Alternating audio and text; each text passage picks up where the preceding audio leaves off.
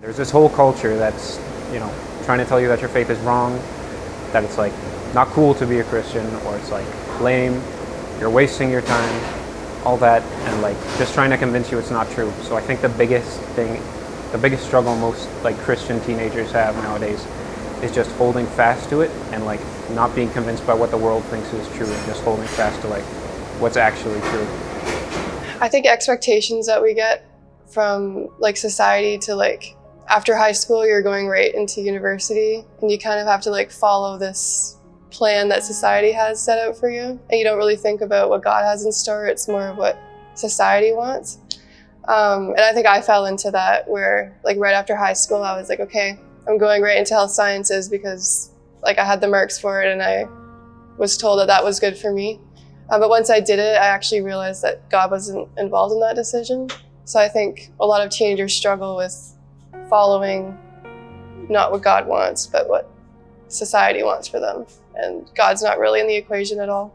I think today, people my age really struggle with identity. I think that it's really easy to be distracted and to put your identity in your friends or your career or your school path or things like that. I don't think that we're taught enough that all our identity needs to be in is Christ, and we're fully complete in Him.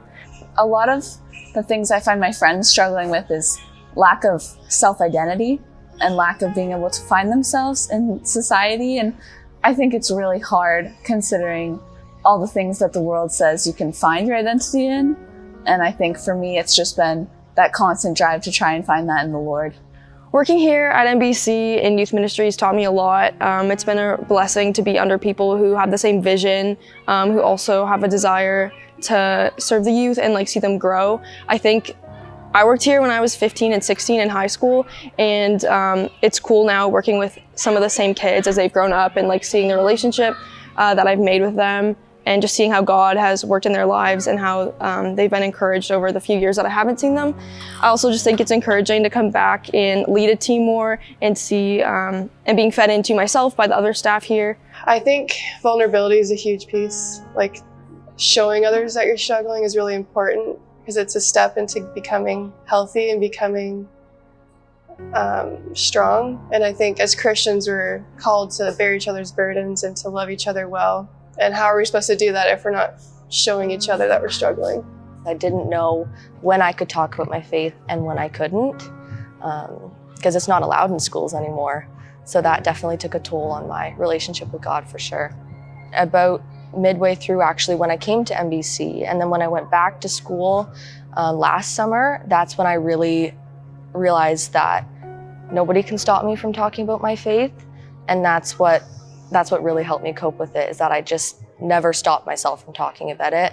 I think that mostly because I'm surrounded by everyone who is okay with it, mostly everyone who's okay with talking about it. So that's when I kind of learned that it is always okay to talk about my faith and kind of relate to others who also go through the same struggles as me. People that are not Christians also have the same struggles, except they don't have God in their lives. Community, again, had a place for me to become more vulnerable and to foster a Christian relationship, and just know that people that are surrounding you like are caring about you, and they care about your future, and they care about your well-being. And so I think community is more like a group of friends that just have each other's backs and support each other. I think the biggest thing with living in a dorm with all of these people is that we can learn from each other's mistakes and kind of grow from each other's experiences, because we're all coming from like different families, different home lives, different schools, everything, right? So it's really interesting to hear about other people's growing up experiences and kind of just encourage each other. All my friends helped me, woke me up for work. So I have to say thanks to him. I have to thank him later for that. The community is just so uplifting, and it's just so empowering being surrounded by so many young people who have the same desire for the Lord that you do. And it's just so good to know that you aren't alone and you're striving after the Lord. Bible studies and room devos make us really think about stuff in the Bible. It helps question certain things in the Bible, and it's nice getting to talk with a bunch of boys in the room, and we're sometimes we'll like joke around. And I feel like I might learn a little bit more patience from the kids here because, you know, kids can be a lot, especially when there's like a bunch here. Say like when I was back in Skippers, they all wanted me to play with them, play tag. That's tiring. And when I'm tired, you know, that could be a little bit harder to have patience, right? Living like at home where I was working at Tim Hortons, it kind of just felt like I was like living my day to day, like go to work, go home. I just felt like I was walking through life with no purpose, really. But coming here, like I know I'm working in a Christian environment and I know I'm doing it for Jesus, so it makes me view my work differently. It makes me want to work. Like I'm not waking up dreading going to work like I was like working at Tim Hortons or whatever. Like I'm waking up excited to like serve my staff and serve the community in a Christ-like way where they all have the same mission and the same vision of what living in a Christian environment looks like. Just being in an environment where everyone's striving after the Lord and striving to be like him, it's just empowering and just leads to so many good things. I would say the main reason it adds to my life is because I have a bunch of friends here, right? This whole community, a bunch of people I really love. And I get to make food for them every single day. You know what I mean? Like getting to make food to feed the people that I really love. That's what makes it worth it. So I am in charge of the staff, making sure they're getting orders out quickly, making sure we're prepping, making sure we're cleaning. Also to advocate for them in the community. So if I'm seeing something that's like going on in our work environment, we make sure that in the community they're being taken care of, because we don't want them to be two separate things, like work and community. They're supposed to be combined, and that's what Stepping Stones is about. So I think being an advocate for the staff is a big thing too.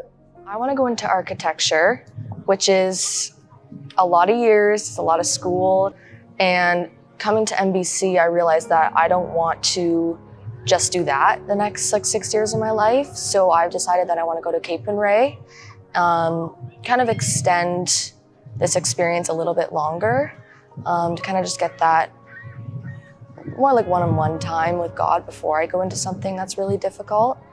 I think that's one of the biggest things that MBC has offered.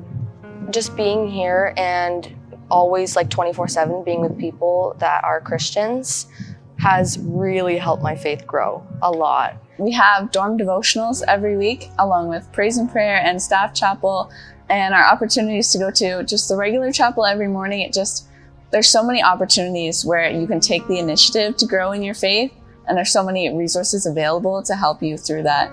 It's an incredible opportunity because while I'm also like developing who I am individually, I'm also surrounded by so many people that are helping me to develop my relationship with the Lord as I grow into who I am as a person. So it really helps you to grow into who you aspire to be.